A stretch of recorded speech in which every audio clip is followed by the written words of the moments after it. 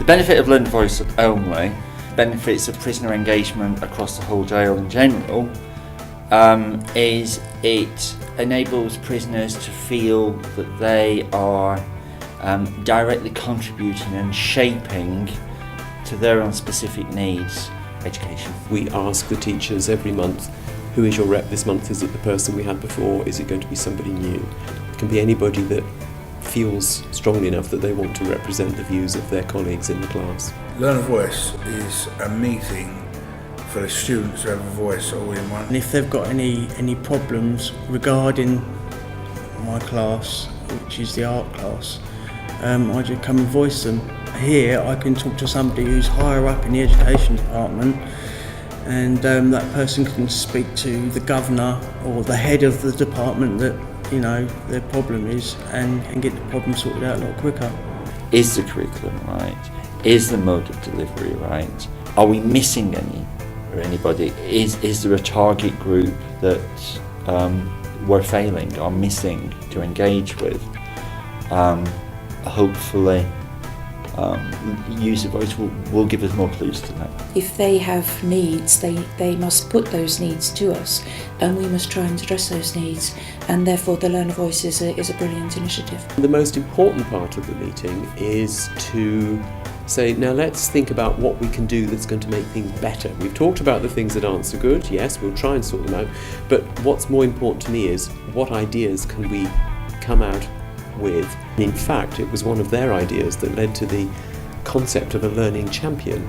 Everybody agreed that it would be really terrific if we could bridge the gap between the education department and the potential learner by having prisoners, offenders, whatever you call them, on the house blocks whose job was to decide, I will put on my special t-shirt so that everyone knows I'm open for business. And so people will go and talk to them and say, what's this education lark? How do I get onto education? What do I get paid? What will I get out of it? What's the point of it? Of course, a prisoner selling something to another prisoner is more likely to succeed than I would be. I'll sit down with them and we'll discuss on what they like to do and what they don't like to do, and help them build a goal for them to reach at the end, and then we just go from there. I try to say to them, look, you've tried everything with the attitude you've got, and look where you've landed. So now it's up to you. You've hit the rock bottom. What do you want to do? Do you want to stay there, or do you want to actually want to do something for yourself? The more we can try and help people set goals, targets, achieve what they're capable of, less chance that person might come back to prison. It's a decent thing to do. It's a very cost-effective thing to do, but it's more than that.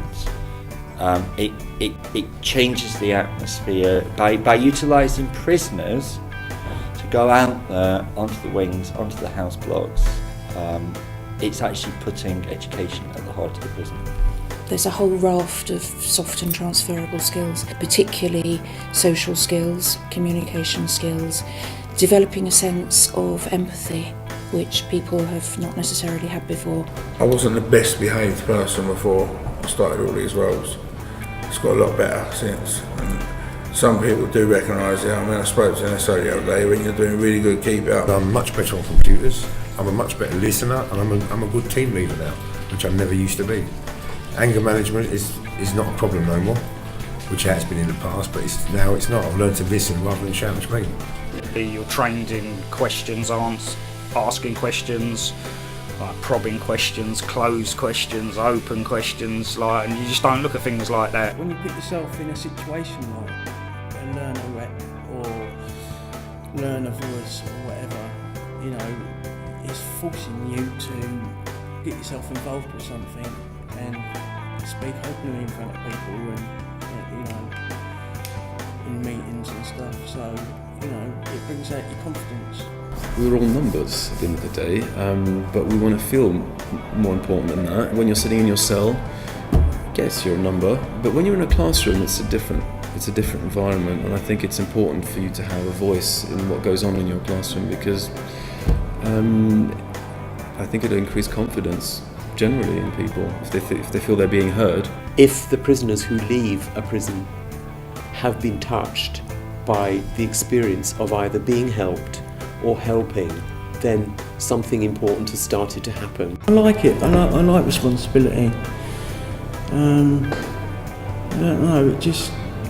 It's just helping people, and that's what I like to do. Anyone thinking of, introducing learner voice into their establishments and education peer support workers, don't hesitate, because we haven't regretted it.